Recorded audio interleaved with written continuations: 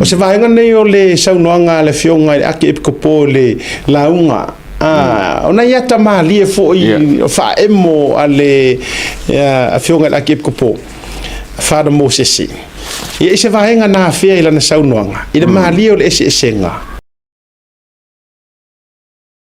Kai ka ngo fiki piki mai nga me fo i. E tala fea ngai ma mea lai mana na o fa. Ya se toi vaenga o le share tulunga tatu toi tali ya ina motunga afala fionga ile aki epkopo ya Mosese Vitolio foi les kanga ka mai ka kala se ele mea e kanunga fa alu le mea ko e alu kat mai kama mea fa pea fa leanga le ka ika e vai la wo ma isa ula po o pa e songa fainga hawe tonga fainga kai ka social media o aso ia o laikiki asa vali se pa ke lo mako e kalesia ka ke ifo fa pea ale wo epic po le ai ma se so ifo le ai ma se ponga wo ifo mai a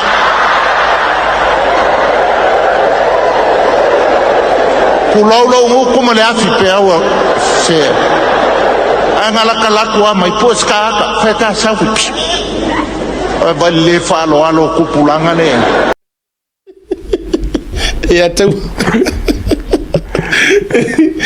esa ole le yar sangwanga la kip kupua e ma ia la pa fai ka no fai a fai diska ka o mo kwale anga o le leo mala wala mori e le se singa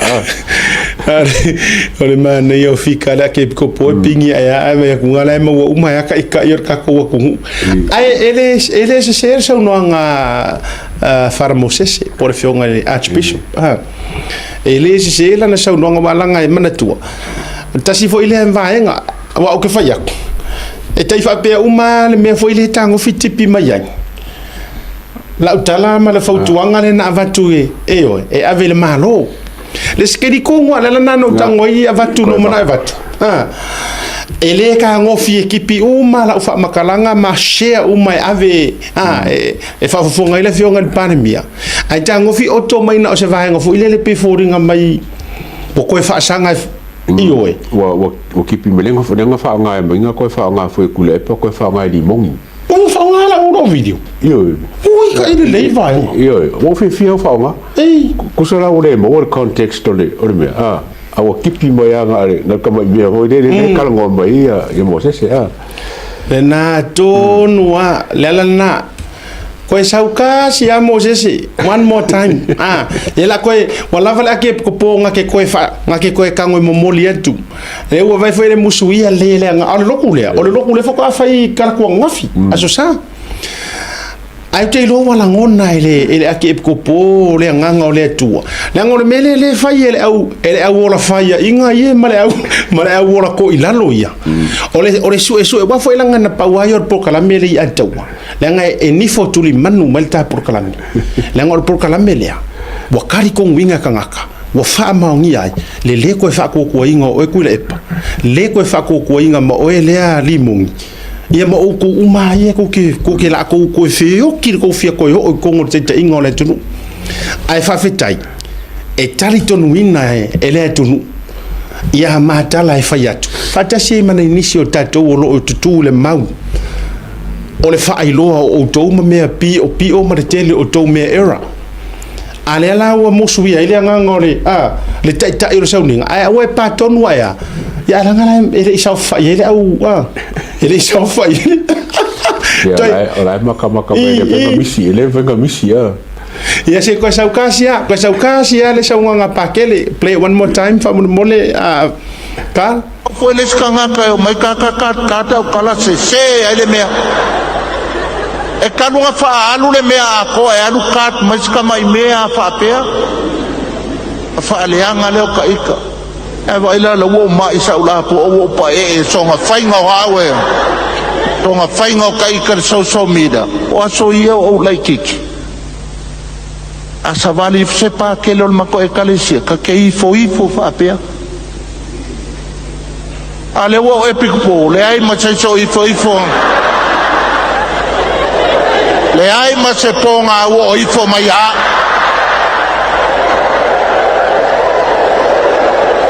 Kulau ngukuma le afi pe awa se angala kalakua mai pues ka feka safi ba le falo alo kupulanga ne au foi sa ore dei vai lan toi nga melia na tonua yor karinga mo o tona tu la epa ma o kuria o foi o yo sa foi mai nga ya po inga la kususinga ai tasira le o tu stala le officialia tu sa mo le iva ia fa tasi e me sura ko lai man ma se si po feola la fia ne solo ai wole o tu sima na tonua sa o le sa nga archbishop a ko fia manga ka ngofi farongolongo umar fasoa a ko ke ka ngofi o ko mai a to fia feinu le matore vai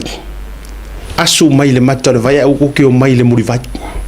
mai pongor me le ko ke me le ko ke ye ngar ko ka ngof ngar ko fia falongo singa makala lai ka avere le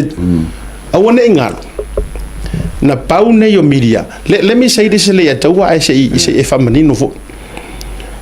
ke lor fa fe kainga ile tu el parmia le wa il temile nei la foi le na e sa o loto le matu tala noa fa fo le malo sunga hule pa o le fa to ato e maua le freedom of speech de fa ko fo ia sa mo le foi la kom foi le sunga el parmia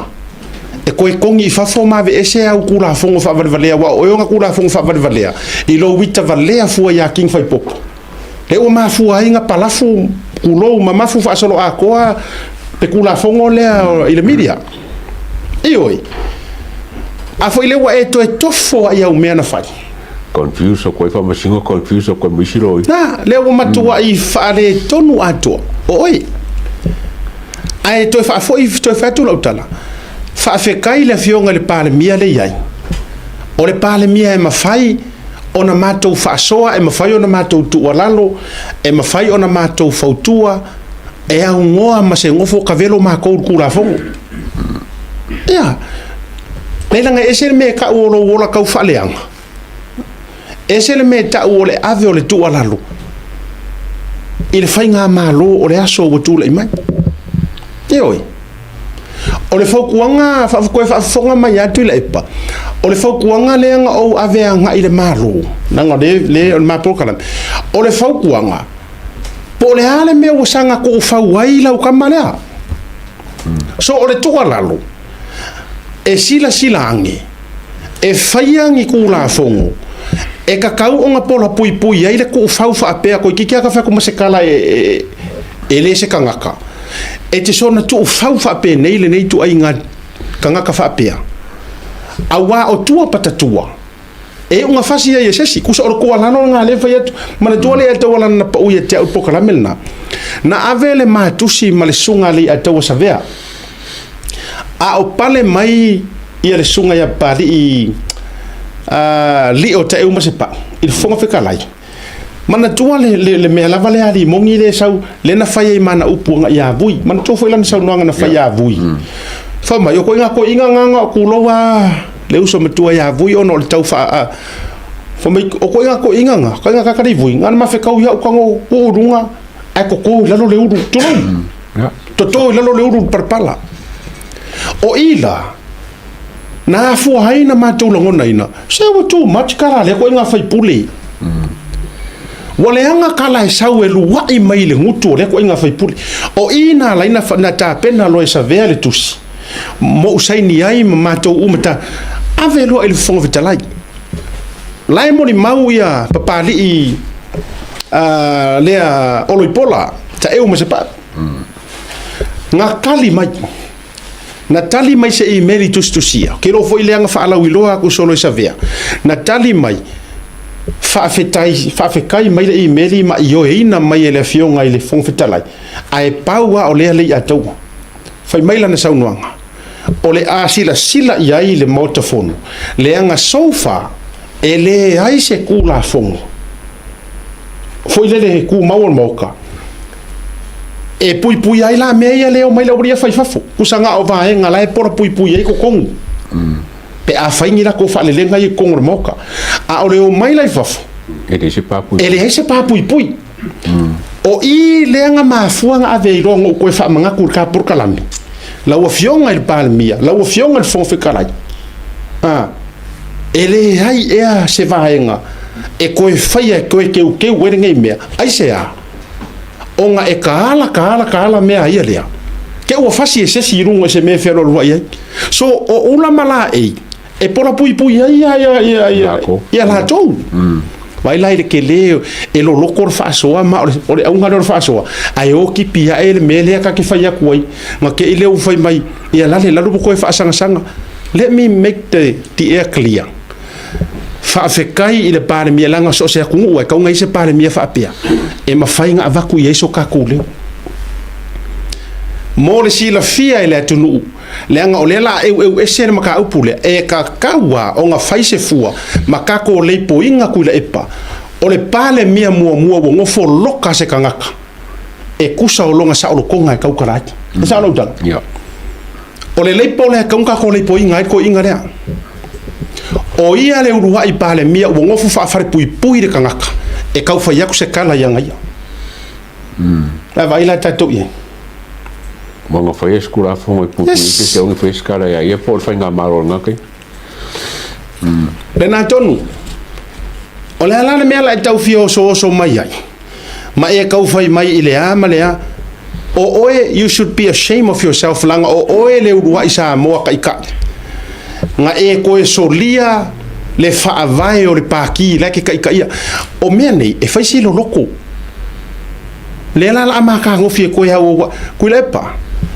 o le si vaenga le nga ave ese ye le akua le mamalu fa ka inga ma o le paki le le ato le nga o le paki e ke le amaka o le paki nga amaka isi ko inga kulo malato fa ingo ina e puipuia aya ka kau ka ngaka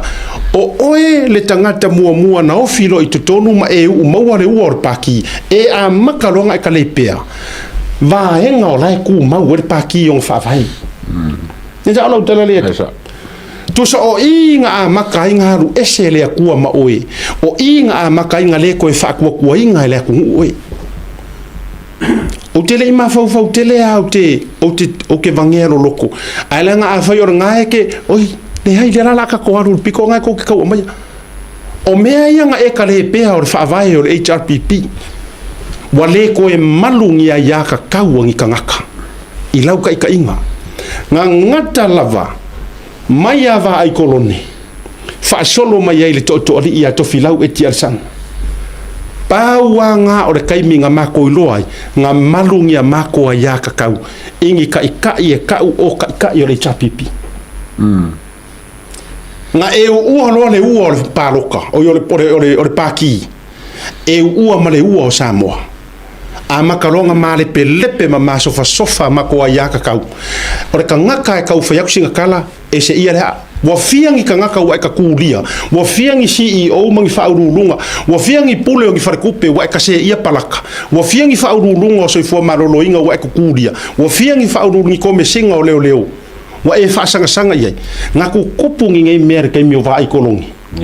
ngaku kupungi ngai mer kai mi ko fira we kier sanga le se mea nga oi o ingaru ese ai le atua ma oi o ingaru ese ai la ngai fa vai le ku sa mo so mo ke karikongu so se ka ia e pelea onga pesi korasipi e fa mamaluinga le atua onga e fa vai ai le malo sa mo nga o oi har kanga sau so sofa uma meia aisea fela ya ka kau ma le pau o fela ya ka kau le a kulou le uso o oe le urua i pale mia wa fa wa lo kangar ka kau kala ku ya ki oe a ole ale nga o ko wela la ku ye le malanga esa ole to o ko wela la ye le malanga o ko ngilenga o ese kupu fa sang fa ya ku ala la nga i fi fo ki fi par mia pe afa you cannot take ke le ame ko kikiri ai a ka ora le mari ko kai ngai dai a ka ora fa ko par me fa ya fi me ai le a wai me fa ya ko fa ma vai dai a ka ora nga wese ya ki ya fa ngai ya ka le lima se ta yo lise Ora me lavo kasi denga ro sei tu ya le. Alu ese kuia. Yeah, same thing. Alu ese ali. Wa ese ya. Alu ese ya mau. How many people ese ya ka? Ale winga. Ale la ka wo so ngi ke ka so elang. Yes. O le pale mia hypocrite le yengi. Lala nga le nga ave esea ele akua ave esea ke lo le mea piko sidinga le nga. O le mea fo ile pike fuai. O le mea piko sidi. Ele le ave esea le aru esea ngar kofi. Ai alu esea ilo le akua. E o ai le sau fai mai. Wa le mamaru. E o ai ngofo mai. Wa makua nafinga. Kelo me nga ka nga piki fuai ka. Ele le le alu ese ngar kofinga. Ave des ka ngaka ai ke se e ya fa maruinga. A ole kai me alu ese le nga ole ku ma oi. Sa jo ko so nga ngai lauri.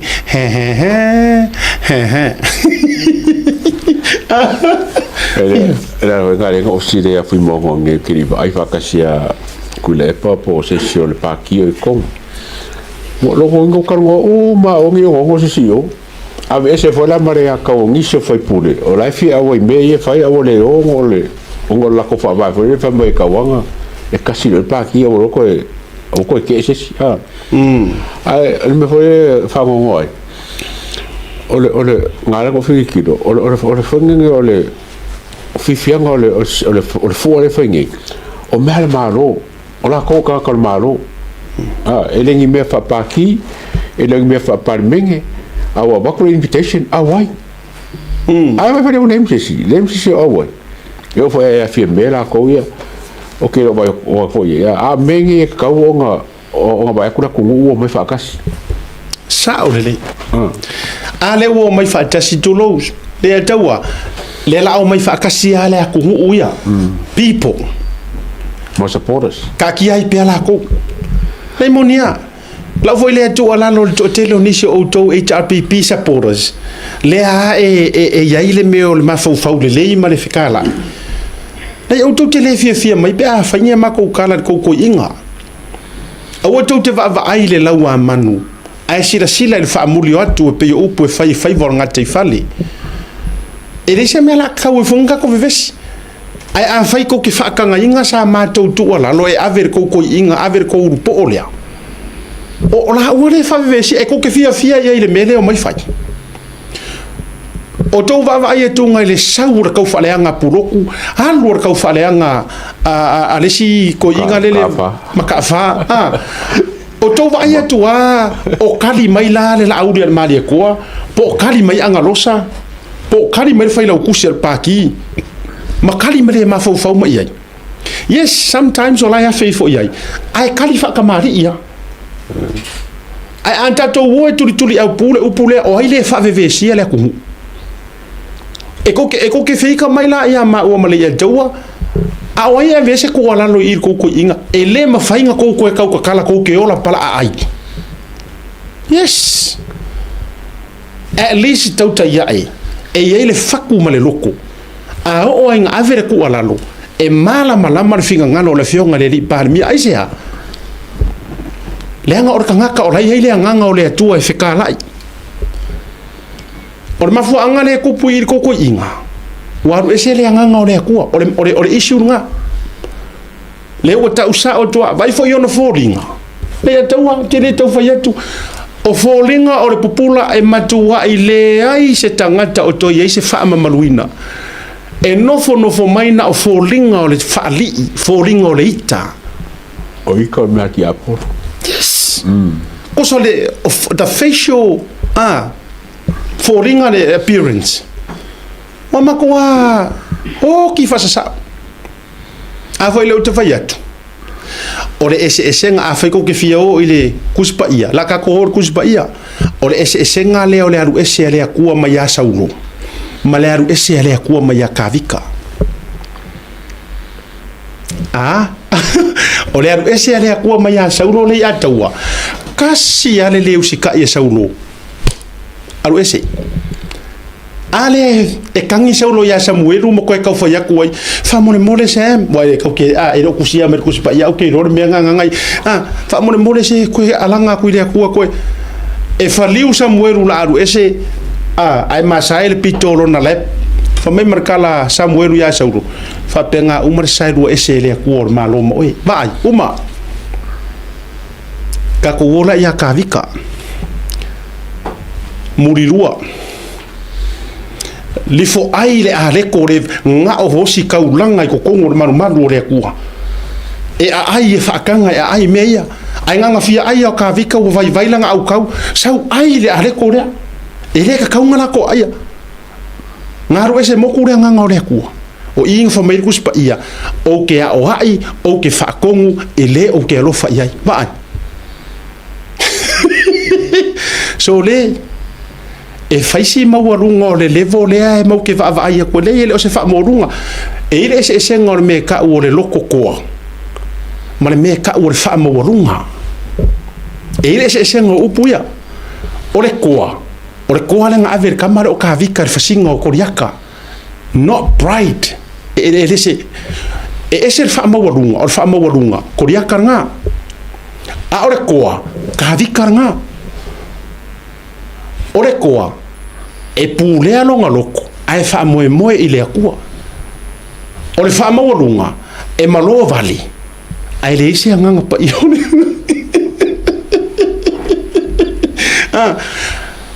o le ala le mele wo kula i mai ska ko ingo kula e patulau ma saulo mongia o le mele ngaru ese waru ese le nganga o le akua wale ko e la ngonga ia vai foi anga sau ngonga le muri ngeia ngo fa inga foi per paro ka ia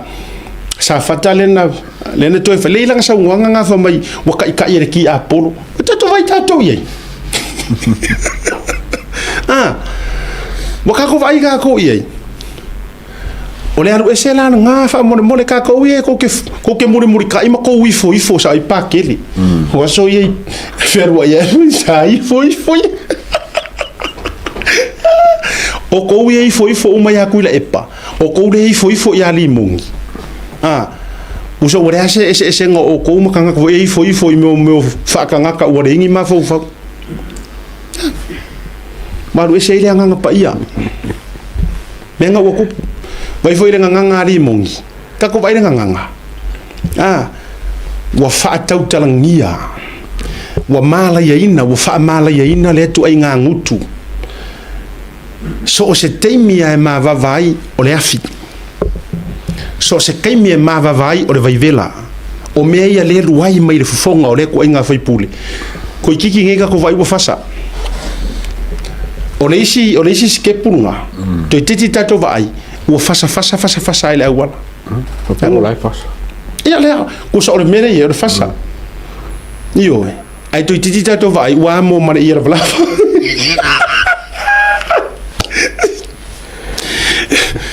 tulanga na le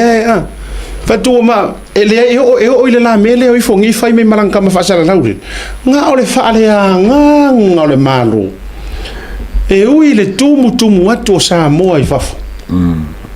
wo fo ia tu le atu ai sa unga e feika kere ngai kupe wo kape ngai le fua o tatu vai tato ye e feika ave kupe kangaka a po fe ave kupe langa wa masangi le kupe wa masani le Ola Aitupe o le mo fe ku e kupe lo que fa ko iso kangaka ai kupe e o se kau fa ago singa va ngai se kangaka wa masangi le Ola Aitupe melanga le ale nga feika ai fa ai la lafi mai kua kaunga kar pensingi le atawa vai me ia la lafi mai kua me ai o le pensingi ma ko nyusila o le murimoa ama e la lafi mai tua murimoa e la lafi mai kua pensingi la lafi mai kua kau ora soifuanga o tatu mai tato ia o i le moni ai upo le tuspa ia e o mai furufulu o mamoe a o loto o luko fe ai mea ewe kusa e o mai e afifi mai furufuru mamoe e whakanga purupuru mai whakanga whainga i kangaka e o kaungkar pensingi ia anga oi fo e bifo nga me ka ku oi lalo le pensingi e vai tatou ye o le pensingi te yo karkalar vai nga le atou o le pensingi o le upumongia e le kai fea ya sa mo pe aka ngo firma ro fa pa u pensingi ai sea e le ko fa vale mo kaka ia e sa lo tal e le kai fea le feka ngo fiore o se malo a mai se ka ko ka wakia ai sa mo a mai se va nga a ko se pakeki ku o ila le ka o suha wala nga ola control mai ya ka nga ka yo nga suha ai e le kai feka wi ai sea le anga ai o ko wi ale kai se furu ka vale ani ko sa wo pensi ai o ko lo ngo winga o isi ko ka vale nga ku la ku e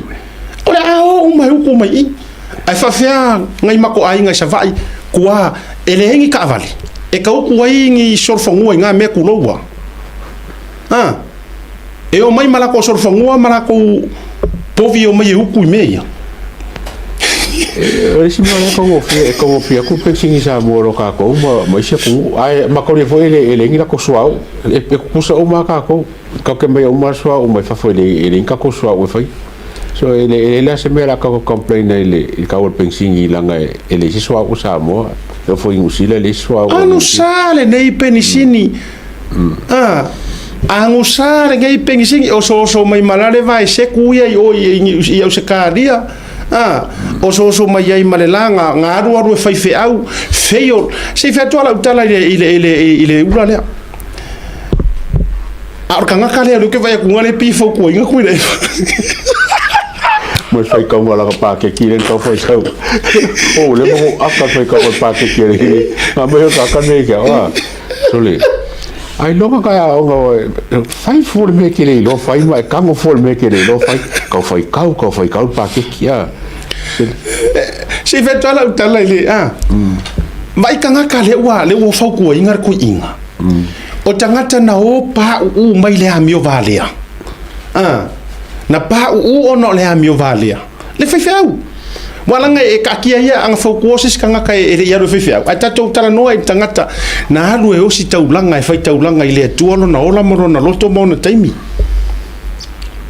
aerwa pa u mai ai o ngor ka mai kai e feo lolo be anga pa u mai wo ngofu fasis e mo mai ai pa u mai ia ore ka mai kinkiki la foi over yor ka making kiki la over euskalia la ka foi pepa me ai le afeki o mealia ale o so mai fai proclame ma o so mai o tangata le fau ko mai fau ko ele si pa u le eu que fa com pa u ko le pasi o pa u mai paro pa u so le o fau ko el kanga pa u mai ka mai kai le kanga pa u mai il para mi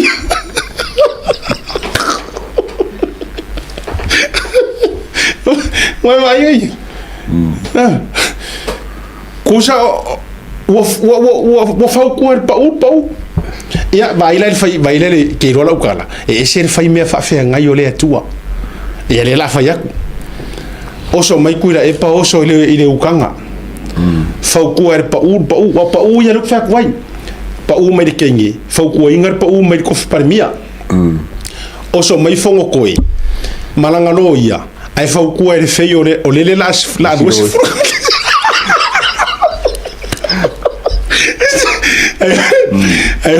ai o so mai fongo koi o so mai malanga loia ai o so mai fau ku ha ku kanga kale la duas furu ko sanga wa o nga ko papa o so mai fau ku el comité si o kanga se no mo ku fa i me ko ilalo i ku nga o kaka sure wa faata wa soina mata o le malama so dia se fai me pare ngi o le tua o le faato ila loina lea o le tangata e manatu e aia o siti e mangaku e o ia poko alia nanga o le mafaufaua le adaua o le mafuaanga, this is so prophetic, o le mafuaanga lea ele ia se si vae ngor kingo koriaka nga lave ma ole maulu me fai ai ya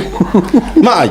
ele lave le joa ele pa ai woka ko kiringa mau war me le joa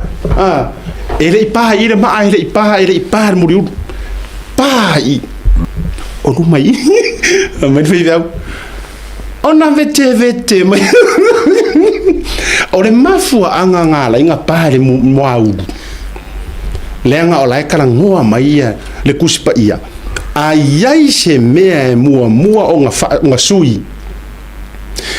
be not conformed by the pattern of this world, but be transformed by the renewing of your mind. Vai. Kango se sio ka ko de lungor pro kala me su America ko mau nga ile o mea uma fu ima ke ka ua ko fai sa nga ruenga ke kango le nga o fionga le tua fa mai ai se mea ka kaunga sui mua le ataua be ye transformed by the renewing of vai ele o the heart, renewing of your mind. Mai do not conform by the pattern of this world, but be transformed by the renewing of our mind. Nga sila fia le kua o le mind la ya koriaka me, myself and I am untouchable. I am above everybody. O le mind la yai e mo mia lea transform ko ke sila fia la me nga transform mai ma fo koriaka o le maa wow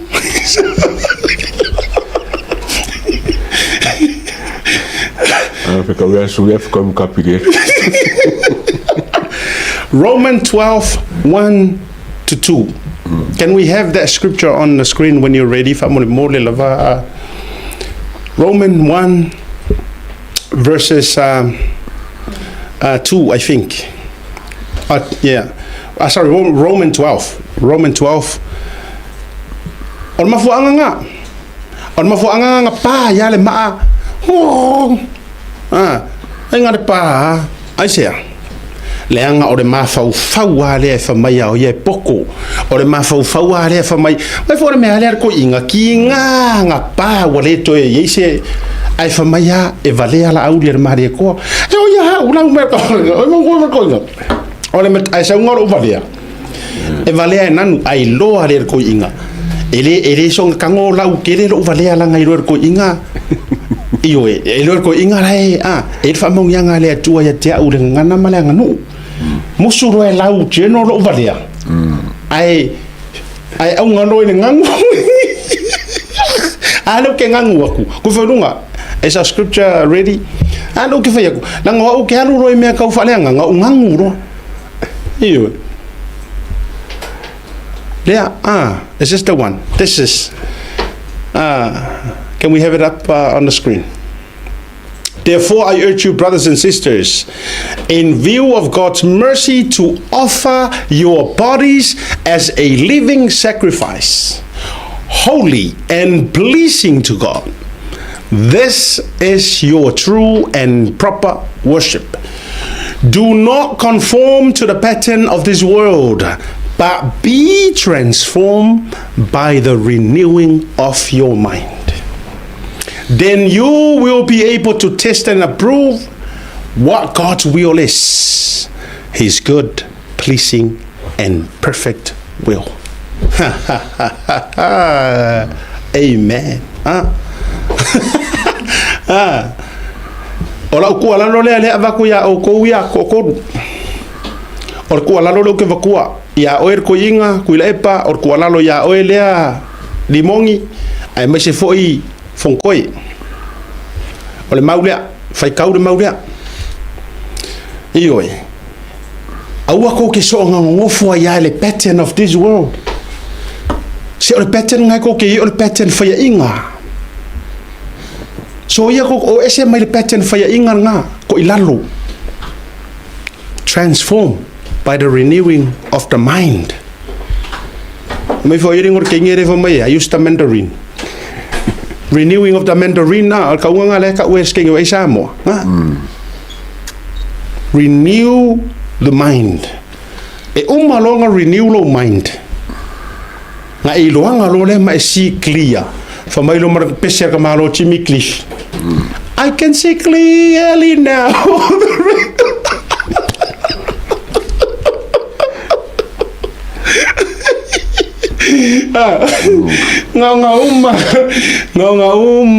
nga renew the mind ai pese ro mar ka malo Jimmy Cliff foi de there I can see clearly now the rain is gone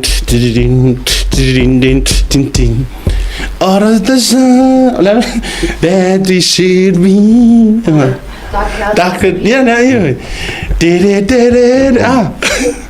it's gonna be a bright sunshiny day whatever nga fia iloa le mana malama o le la sunshine whatever nga ko fia maua le popula maka ngo fia o le la fau yo ko langa mo ko mafau ai le mafai langa ngai ko ke conform i le pattern nga ko mai